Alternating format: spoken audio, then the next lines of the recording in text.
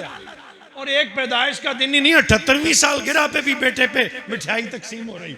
ये इस दिन मेरा बेटा पैदा हुआ था, तेरा बेटा कुछ ज्यादा अजीम हो गया। तेरे बेटे की तो 78वीं सालगिरह और आज तो बाद अज विसाल भी सालगिरह याद रखी जाती है, तो वो जायज है। और जिसकी खातिर हो उसकी सालगिरह जायज। मीलादुन नबी सालगिरह भी है ना, सरकार की सालगिरह है। हुजूर की विलादत का यौम भी हमारे नजदीक यही है, हुजूर का यौम विसाल भी यही है। और सरकार ने क्या फरमाया, हयाती खैरुल लकुम व ममाती खैरुल लकुम। सरकार के विसाल पे गम नहीं, इसलिए कि हुजूर किसी एक जहान के नहीं। हुजूर आंखों ने यार बोले, ओ यार बोले, हुजूर किसी एक जहान के, क्या फरमाया, वमा अरसलनाका इल्ला रहमतन लिल आलमीन। ये तनवीन भी और आलमीन भी, तनवीन भी आम्मा का माना रखती, रहमत आम्मा हर खास आम के लिए, हर खास आम के लिए। और लफ्ज आलमीन बताता है वो नूरियों का भी नबी, वो बशरियों का भी नबी, शजर का भी नबी, वो हजर का भी नबी, पानियों का भी नबी, वो नूरियों का भी नबी, वो सितारों का भी रसूल, वो शम्स का भी रसूल। सिवाय मेरे नबी के इशारे के किसी ने सूरज को पलटाया नहीं। गुलाम था तो पलट आया था, गुलाम था तो पलट आया था। सिवाय मेरे मुस्तफा के चांद को किसी ने दो टुकड़े नहीं किया, गुलाम था तो दो टुकड़े हो गया। जब चाहा था कमर को टुकड़े कर दिया, जब चाहा डूबे सूरज को वापस बुला लिया। हुजूर सारे जहानों की रहमत है, और जहानों में सिर्फ मैं तो नहीं आते, अशरातुल अर्द भी आते। अशरातुल हजरत दाऊद अलैहिस्सलाम पत्थर पे बैठे हुए ना, आप अल्लाह पाक की बारगाह की तस्बीह, गन्ना का आपको अल्लाह ताला ने हुस्न दिया था। जब आप जिक्र करते थे तो पत्थर भी बोलते थे, पत्थर भी आपके साथ जिक्र करते, पहाड़ करते। तो बैठे बैठे जिक्र कर रहे थे ना, सुर्ख रंग का एक कीड़ा पत्थर के नीचे से निकला। तो सैयदना दाऊद अलैहिस्सलाम की नजर पड़ी ना, ख्याल में बात गई, अभी बोले नहीं, ख्याल में बात गई, मौला इसकी तख्लीक का मकसद क्या है, इस कीड़े को कैसे किस लिए खल्क किया, तेरी कोई बात बेमकसद नहीं, इसकी खल्क का मकसद क्या। तो रब करीम ने कीड़े को जुबान दे दी। ये नबी, ये भी नबियों की शान है ना, चाहे तो चूंटियों को साथ बात कर ले। कुरान कहता है ना, देखे कोई बात कुरान से बाहर नहीं। सलमान अलैहिस्सलाम 3 मील दूर से चूंटी से कलाम कर लेते हैं, सुनते भी हैं, सुना भी लेते हैं। इधर दाऊद है, कीड़ा है, वो सामने खड़ा हो जाता है, अर्ज करता है, जनाब आप सोच रहे हैं कि मेरी तख्लीक का मकसद क्या है। अब ये बात बड़ी प्यार की है।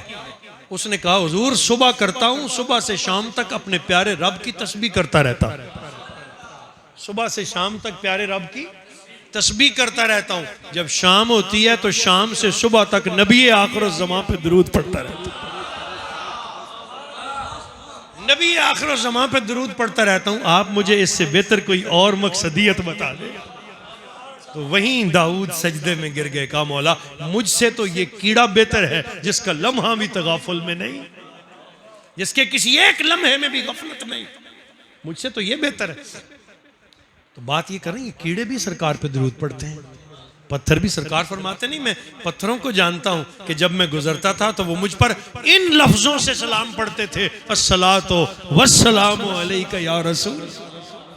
तो पत्थर तो अस्सलातो वस्सलाम पढ़े, और तू गुलाम होके सलाम भूल जाए। ये सलाम ही तो है जो रब्त बनाता है। बस बात खत्म कर रहा हूं। जिक्र भी करेंगे, बोलो ना, जिक्र भी करेंगे, दिल में याद भी रखेंगे, और हुक्म कुरान पर चर्चा भी करेंगे।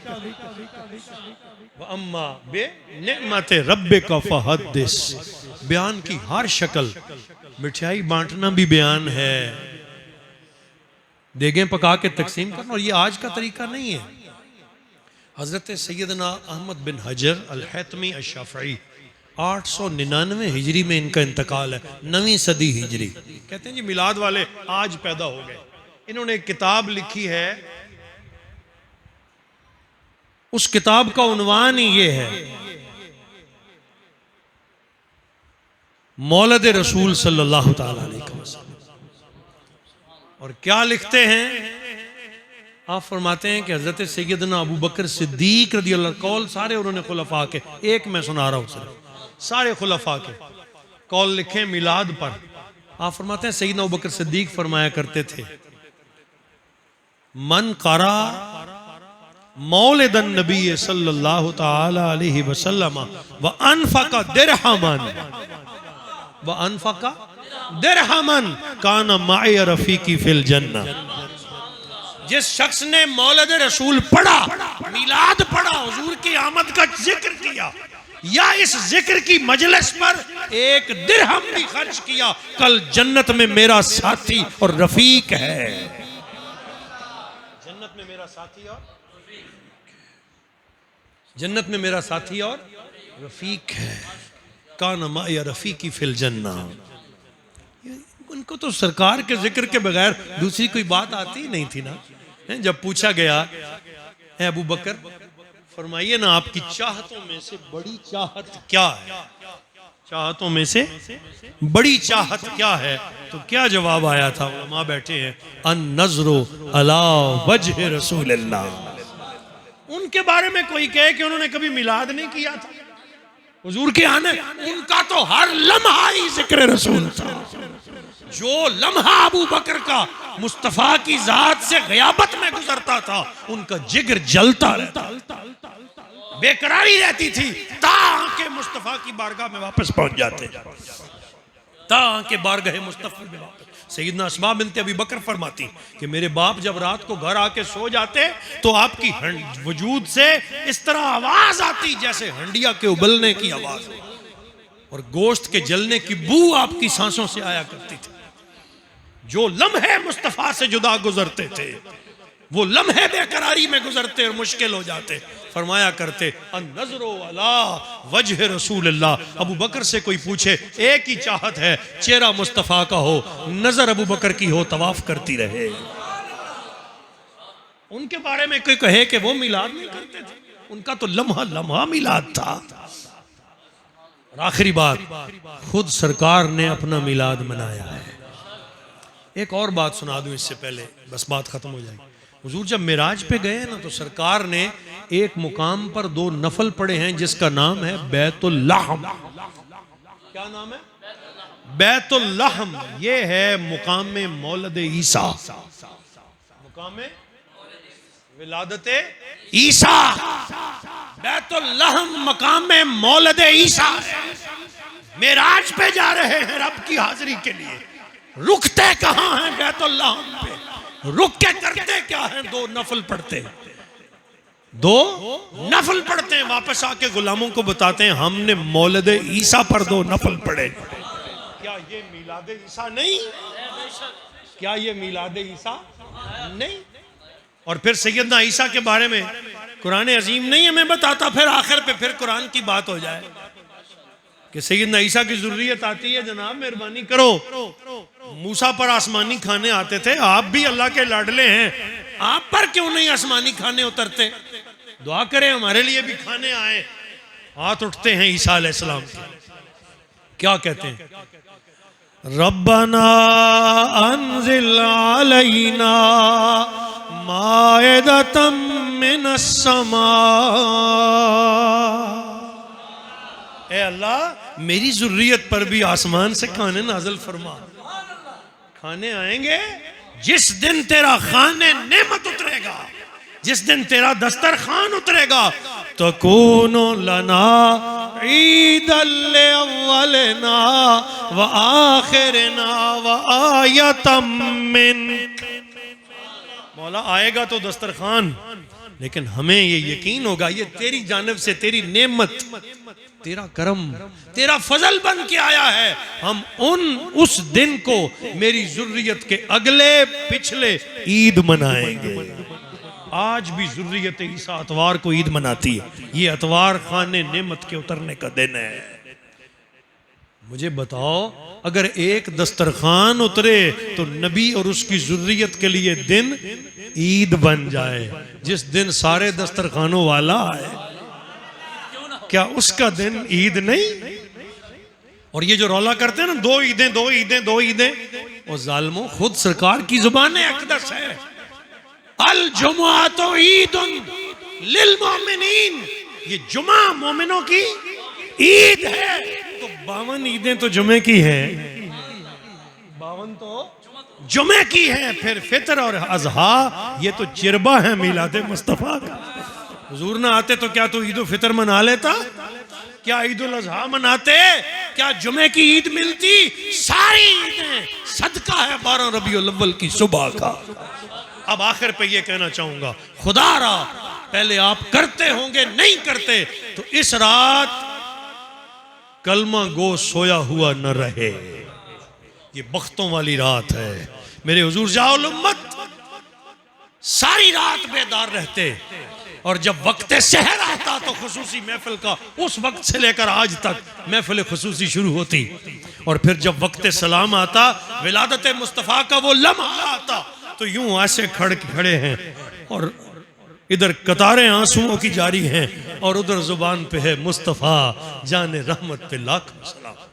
ये वतीरा, ये तरीका हर जगह होना चाहिए। शहर कोट जाएं, बच्चों को, छोटों को, बड़ों को, बीबियों को, बहनों को, बच्चियों को, सबको उठा दें, उस दिन कोई सोया हुआ न रहे। मैं एक जुमला कहा करता हूं, जो इस रात सोया रहे उसके वक्त सो गए, उसके वक्त सो गए जो इस रात भी सोया रहा। इतना भी उम्मती को ख्याल न रहे कि आज ये वो लम्हा सईद है जिस लम्हा सईद मेरा मुस्तफ़ा आया था, हमें जिंदगी बख्शने वाला आया था, हमें हुस्न बख्शने वाला आया था, इखलाको किरदार के नूर देने वाला आया था। ये वो लम्हा है जिसकी वजह से मैं इंसान हूं। उठें, नए लिबास पहने, खुशबुएं लगाएं, पूरी तरह तैयार हो के मस्जिद सबसे पहले आके 2 रकत नमाज नफल कम से कम शुक्राने के अदा, शुक्राना अदा करने के बाद कुरान अजीम की तिलावत करके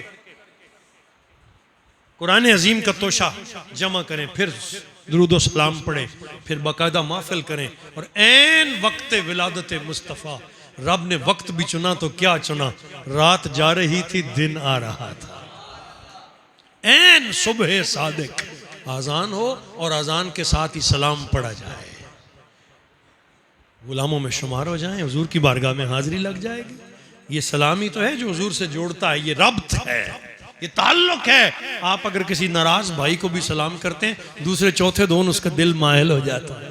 तो आका तो फरमाते हैं, मेरे महबूब, मेरे गुलाम, पढ़ तो सही, मैं तुझे तेरे बाप के नाम से जानता हूँ, पढ़ तो सही मुझ पे दुरूद, तेरा दुरूद मुझ पर यूं पहुंचता है, या रसूलल्लाह फलां इब्ने फलां ने आप पे सलाम भेजा है। और याद रखना, जब भी नबी पर सलाम है ना, कुरान अजीम में अल्लाह फरमाते हैं, वइज़ा हुय्यितुम बितहिय्यतिन फहय्यू बिअहसन मिनहा औ रुद्दुहा, जब तुम्हें कोई सलाम करे तो उसका बेहतर जवाब दो। क्या ख्याल है हुजूर, बेहतर जवाब नहीं देते होंगे? यार ये तोहफा आखिर में दे दिया आपको। इतना सोच लो कि अगर मुझे ये हुक्म है कि कोई मोमिन भाई मुझे सलाम दे तो मैं बेहतर जवाब दूं, तो जब हम सरकार को सलाम पेश करते हैं तो क्या आका अपने गुलामों को बेहतर जवाब नहीं देते?